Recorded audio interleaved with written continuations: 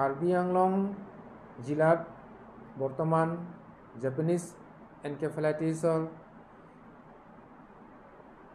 ৰোগী বাঢ়ি আছে, যাৰ ফলত ইতিমধ্যে কাৰ্বি আংলঙতো 2জনৰ প্ৰাণ হেৰাবলগীয়া হ'ল।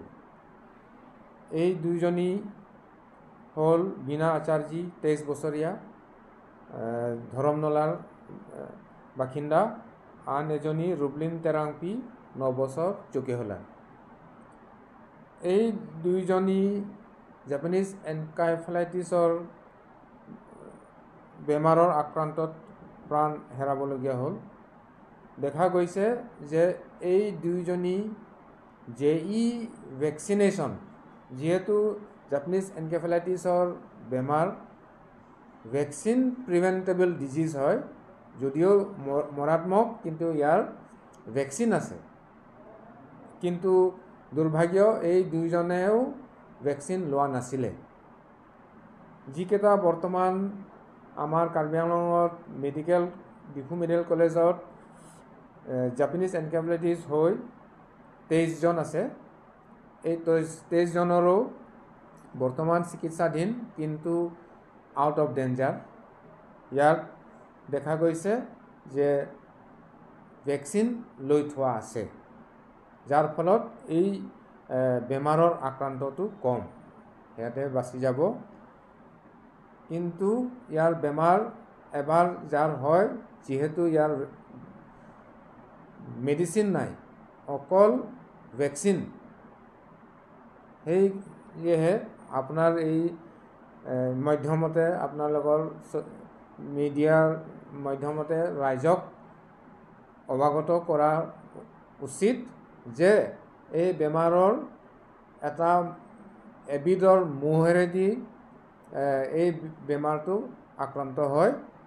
এই যিটো জাপানীজ এনকেফেলাইটিছৰ ভাইৰাছ আমাৰ ছিজনত বাৰিষাত হয়, বগলী বিশেষকৈ লৈ আনে, আৰু সেই বগলীবিলাকৰ পৰা এই মহ তাৰ ভাইৰাছটো লৈ আনে, আৰু আমাৰ ঘৰৰ ওচৰ যিকেইটা গাহৰি, গৰু, মহ, সেইবিলাকৰ তেজ যেতিয়া খাব আহে, তেতিয়া এই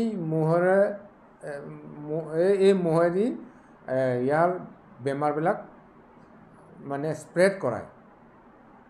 সেইকাৰণে যেতিয়া এই মহবিলাক যেতিয়া তেজ খাবলৈ যায়, যদি ওচৰত মানুহ পায়, মানুহক যেতিয়া কামুৰে, তেতিয়া এই জাপানীজ এনকেফেলাইটিছৰ চাইন চিমটম হয়। ইয়াৰ মেইন চাইন চিমটম হ'ল অতিপাত জ্বৰ হ'ব। এই জ্বৰৰ লগত মূৰৰ বিষ, বমি, কিন্তু মেইন হ'ল মানসিক অস্থিৰতা, মেণ্টেল ইৰিটেশ্যন বা ষ্টেবিলিটি, মেণ্টেল ষ্টেটাছটো এবনৰ্মেল হৈ যায়। অতিৰিক্ত জ্বৰৰ লগত যদি মেণ্টেল ষ্টেটাছ যদি ইৰিটেশ্যন যদি হয়, তেনেহ'লে এনেকুৱা ৰোগীক ইমিডিয়েটলি আমাৰ যিকোনো চিকিৎসালয়লৈ আনি আমাৰ আশাৰ পৰা আৰম্ভ কৰি ডক্তৰৰ যোগেদি চিকিৎসা ল'ব লাগে। আৰু ইয়াৰ চিকিৎসা আমাৰ যিকোনো হস্পিটেলত, বিশেষকৈ আমাৰ ডিফু মেডিকেল কলেজত ফ্ৰীলি পোৱা যাব। ইয়াত আমি ICUলৈকে মানে সিহঁতক মানে ব্যৱস্থা দিয়া আছে।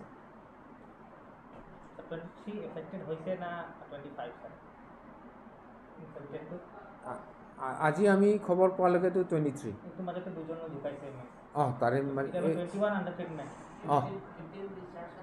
আৰু ইতিমধ্যে 15জন ডিছচাৰ্জ হৈ গ'ল। এইকেইটা আছে ডেঞ্জাৰ আৰু নাই।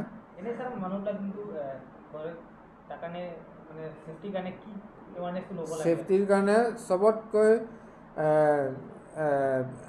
প্ৰেক্টিকেল হয়, যিহেতু মহে কামুৰে, আমাক নেকামুৰিবৰ কাৰণে এটা অবষ্টেকেল মানে প্ৰিভেনশ্যন কৰাব লাগিব। তাৰে হৈ দীঘল চাৰ্ট, দীঘল হাতৰ কাপোৰ আৰু লং পেণ্ট এই হ'ল প্ৰথম যিহেতু আমি চবে বাহিৰত ওলাওঁ সেইকাৰণে এইকেইদিন বিশেষকৈ আপ টু আগষ্ট যদি এই দীঘল চলা কাপোৰ লং পেণ্ট ফুল স্লিভ যদি পিন্ধোঁ আমাক এই মহটো কামৰে তাৰ লগত ঘৰত যেতিয়া শুৱে দিনতে হওক ৰাতিয়ে হওক আমি আঁঠুৱা ল'বই লাগিব আৰু সেইবোৰ আঁঠুৱা যদি নিজস্ব হৈ যদি কিনি লৈছে তেনেহ'লে সেইবোৰ আঁঠুৱা আমাৰ আশাৰ যোগেৰেদি আমাৰ মেডিকেশ্যন কৰা যায় ফ্ৰী অফ কষ্ট সেইটো আপোনাৰ এই মাধ্যমতে